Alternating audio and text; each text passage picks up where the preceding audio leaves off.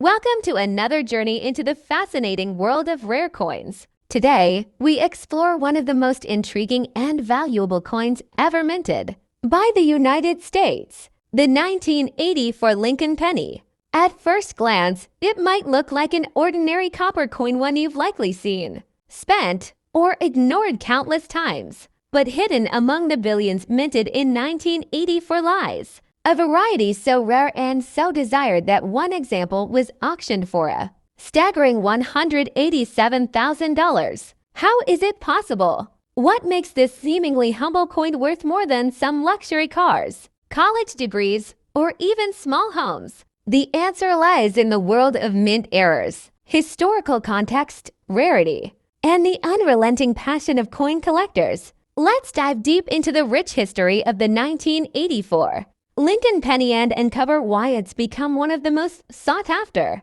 modern coins in American numismatics. Part 1. The Legacy of the Lincoln Penny. Before we zero in on the 1984 coin, it's essential to understand the heritage behind the Lincoln cent, introduced in 1909 to commemorate the 100th anniversary of Abraham Lincoln's birth.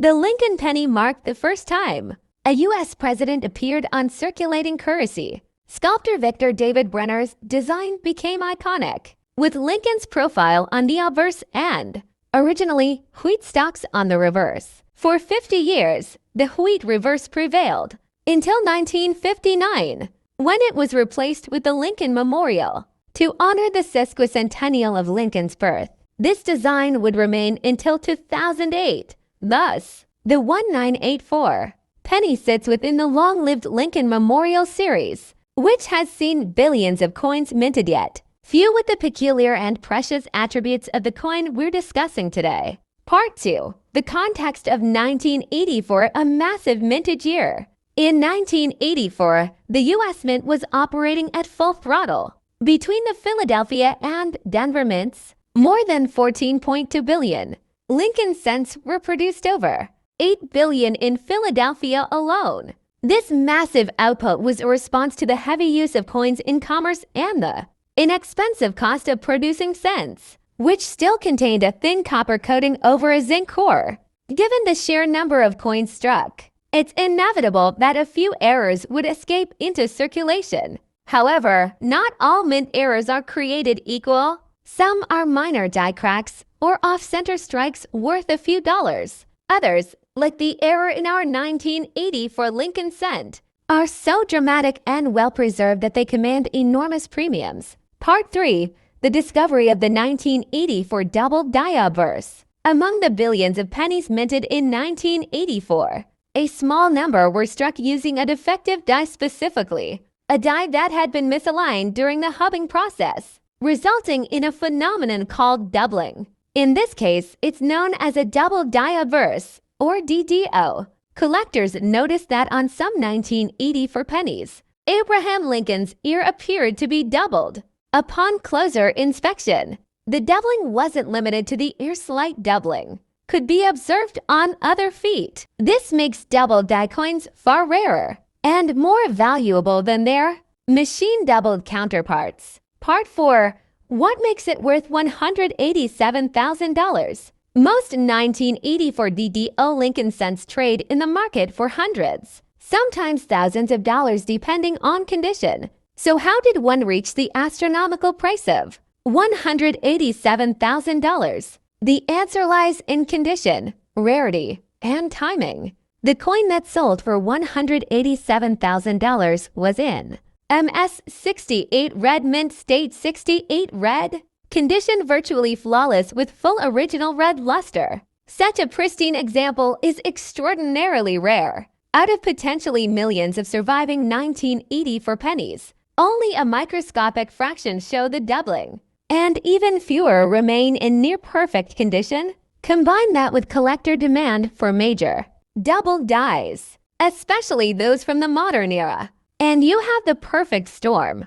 Add a high-profile auction and aggressive bidding, and the final price soared to $187,000. Let's not forget that the coin also had provenance, a record of ownership that adds to its pedigree. It had passed through the hands of well-known numismatists and had been featured in major coin publications, giving it an almost legendary status. Part 5. How to spot the 1984 double-die penny. So, how can you tell if you have one of these gems in your pocket or collection? Here's what to look for.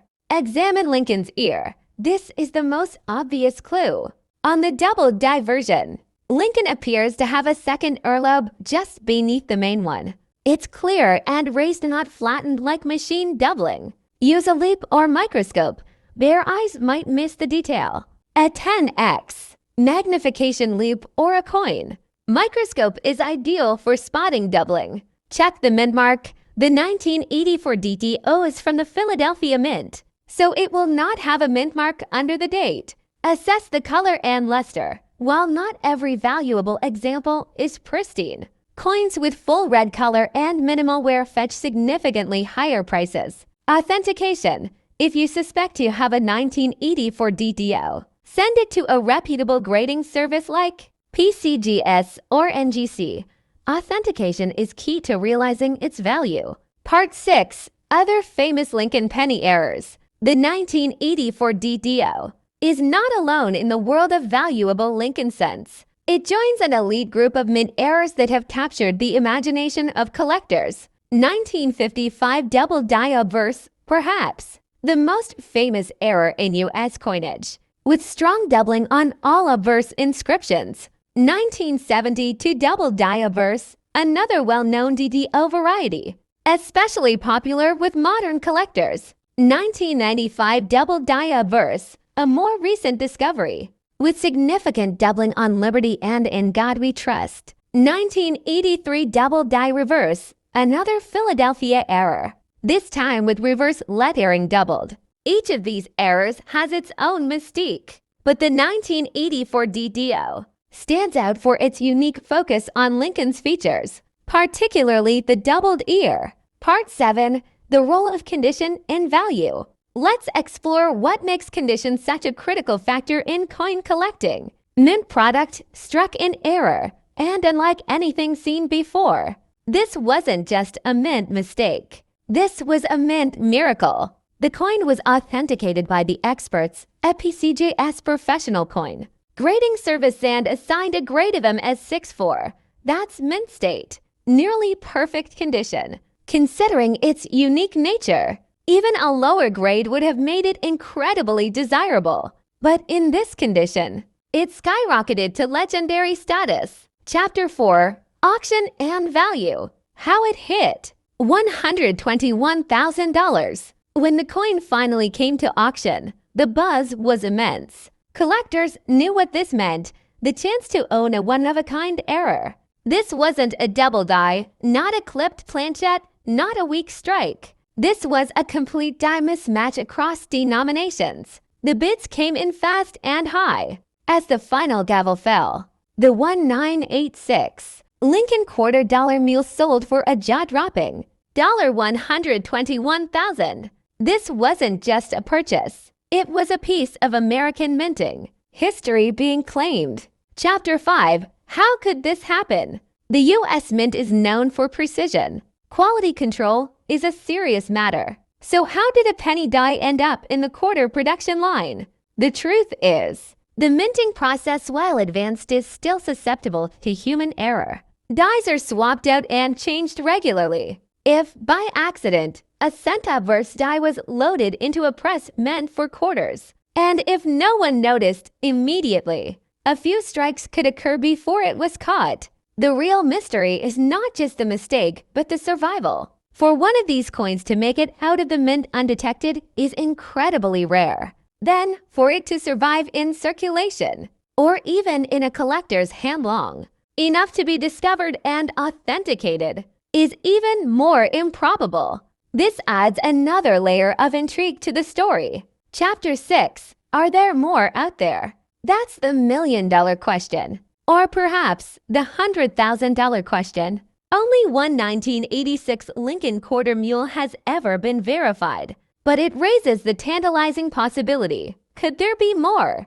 Mint errors often occur in batches, even if small. Is there a chance a second one escaped? Could it be sitting in a jar of coins, unnoticed, mistaken for a novelty token, or simply passed over because no one looked closely enough? That's why collectors across the country keep checking their change. That's why metal detectors keep buzzing over parks and playgrounds. And that's why the thrill of numismatics is very real, because the next extraordinary find could literally be in your pocket. Chapter 7. What to look for. If you're curious or hopeful, here are the signs to watch for. One side of the coin has Abraham Lincoln the obverse from a penny. The other side is the typical quarter reverse with the eagle. The coin will be the size and metal composition of a quarter, not copper like a cent. The date should be 1986. It must not be altered or counterfeited. Many fakes exist, and only expert authentication can confirm a true mint error. Welcome back, coin enthusiasts and curious minds. Today, we're diving deep into one of the most fascinating and mysterious stories in American numismatics, the incredible tale of the 1978 Lincoln quarter dollar, a coin that has stunned collectors by being valued at an astonishing $131,000. Yes, you heard that right. A quarter dollar from 1978 worth just 25 cents in your change has fetched the kind of value you'd expect from luxury cars or a down payment on a house. So what makes this coin so rare, so valuable, and so coveted? Let's rewind the clock and explore the journey of this coin, its origins, the rare features that made it worth a small fortune, and what to look for if you're lucky enough to stumble upon one. In 1978, the United States Mint was producing millions upon millions of coins for circulation. It was a year like any other in terms of minting. The Washington quarter, featuring George Washington on the obverse, was being struck in large numbers, as it had been since 1932. Now, you might already be wondering, where does Lincoln come in? That's where this story gets interesting. The Lincoln cent, with Abraham Lincoln's portrait, is, of course, a separate denomination altogether. It has never been intended to appear on a quarter, but in a very rare and inexplicable mint error. A few plankets, those blank metal discs used to strike coins, somehow ended up receiving designs from the wrong guys, and one of these error coins turned out to be a 1978 quarter dollar, struck with the design of a Lincoln cent. This kind of minting error is known in numismatics as a mule error, a coin struck using dies that were not meant to be paired together. In this case, a die meant for a Lincoln cent was mistakenly used in conjunction with a quarter, blank, or possibly a quarter die. These errors are beyond rare. They are not simple off-center strikes or double dies. Mule coins are typically so scarce that only a handful, sometimes only one, ever surface in the hands of collectors. That makes them incredibly valuable, both for their numismatic intrigue and their sheer rarity. So how did such an error even happen? Well, the U.S. Mint employs high standards of quality control. The massive scale of coin production, often millions per day, can sometimes allow an extraordinary mistake to slip through. It's likely that during a die change or maintenance at the mint, a Lincoln cent die was accidentally installed in a press meant for quarters. A few experimental or test strikes may have occurred, and incredibly, at least one of these coins escaped into circulation.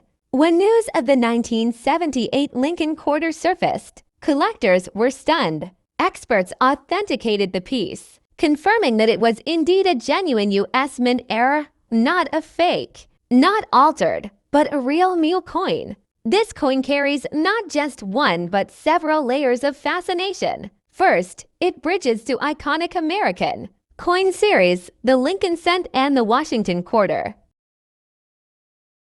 Welcome back to the channel, coin enthusiasts and curious minds. Today, we're diving into the incredible world of the Jefferson nickel. And not just any Jefferson nickel. We're talking about the 1994 edition, a coin you might easily overlook in your pocket change. Yet one rare specimen has stunned the numismatic world by reaching a jaw-dropping value of $155,000. Yes, you heard that right, a simple 5-cent coin from 1994, which could have bought a gumball back in the day, now holds the power to buy a luxury car, pay off a mortgage, or even fund a college education. But what makes this coin so special? Why has it reached such astronomical value? And how can you tell if you might have one of these hidden treasures in your own collection? Nickel. From its origins to the details that make this particular 1994 specimen an American numismatic legend.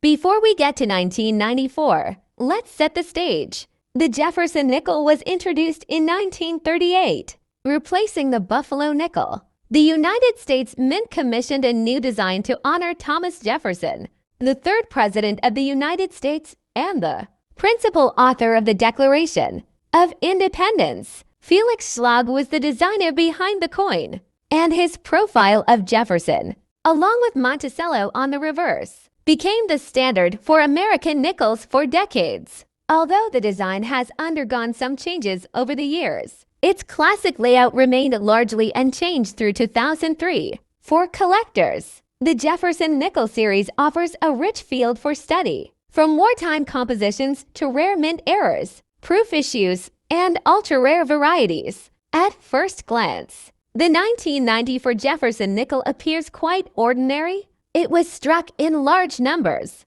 over 1 billion coins when counting both Philadelphia and Denver mints. But here's where it gets interesting. In 1994, amidst these billions of coins, an extraordinary specimen was struck. It wasn't because of its metallic composition or a change in design. The value lies in its exceptional condition and a rare designation that collectors call full steps. Now, what are full steps? On the reverse of the Jefferson nickel, Monticello is featured prominently. At the base of this structure are steps, and when these steps are fully struck, with 5 or 6 clearly visible and unbroken lines, the coin receives a special designation, full steps. Most nickels, even those struck for circulation, show weakness in this area. The dies often didn't strike with enough force to bring out that detail. But on extremely rare occasions, one coin comes off the press perfectly struck, with every detail crisp and full. That is what happened with this legendary 1994 specimen. Graded by professional coin grading service PCGS as MS6 7 full steps. This coin is among the finest known examples of the 1994 Jefferson nickel. In fact, at the time of the sale, there were no known equals. It's the only one of its kind in that condition. Welcome back to another deep dive into the fascinating world of rare and valuable coins. Today, we're uncovering the secrets behind a humble piece of American change, the 1981 Jefferson nickel. At first glance, it's a coin most people would overlook. But buried in the world of numismatics lies a rare version of this very nickel that once sold for a jaw-dropping $158,000. Yes, you heard that right. $158,000 US for a 5-cent piece. But what could possibly make such an ordinary-looking coin command such an extraordinary price? What should collectors look for? And how did this seemingly common coin become a treasure worth a fortune? Let's dive deep into the world of the 1981 Jefferson nickel and find out. To truly appreciate the 1981 Jefferson nickel, we need to go back to the beginning. The Jefferson nickel was first introduced in 1938, replacing the Buffalo nickel that had circulated for 25 years. Designed by German-American artist Felix Schlag, the Jefferson nickel featured a portrait of the third president of the United States, Thomas Jefferson, on the obverse, and his famous Monticello estate on the reverse. It was a design that would become an American staple, and by 1981, the coin had already been in continuous production for over 4 decades. Now, the 1981 issue of the Jefferson nickel came at an interesting time in American coinage. The U.S. Mint was preparing for major changes, especially with the introduction of new technology and procedures. It was also just before the switch from traditional mint marks to computerized high-speed production lines in the mid-1980s. But what makes the 1981 nickel so special isn't just its historical context. It's what happened during its production. Millions of Jefferson nickels were minted in 1981, over 600 million from the Philadelphia and Denver mints combined. On the surface, this would make it seem like the 1981 nickel is extremely common, and in most cases, it is. But among those millions, there are rare exceptions. Extremely high-grade specimens, those graded by professional services like PCGS or NGC at Mint State 6, 7, or higher, are exceedingly rare. And then there's the Holy Grail, full steps. Full steps refer to the details on the reverse of the coin, specifically the stairs leading up to Monticello. A coin with fully struck steps, completely uninterrupted and showing all 6 lines clearly, is a rarity. Why? Because during most years, the dies used to strike nickels didn't create strong enough impressions to bring out that fine detail. In 1981, finding a nickel with full steps, let alone one in perfect condition, is almost like finding a needle in a haystack. In the world of coin collecting, condition is everything. Coins are graded on a 70-point scale, with Mint State 70 being absolute perfection. Most 1981 nickels floating around in circulation today are heavily worn, scratched, and dull from decades of use. Even uncirculated examples, those never used, tend to top out around MS60 for Orem S65. But in 2016, one very special Jefferson nickel from 1981 broke all expectations. Certified by PCGS as MS67 with full steps, this coin became a legend. At auction, collectors went wild, bidding soared, and when the gavel finally came down, it sold for an astonishing $158,625. What made this specific coin so valuable? It was a combination of 3 factors: condition, rarity, and eye appeal.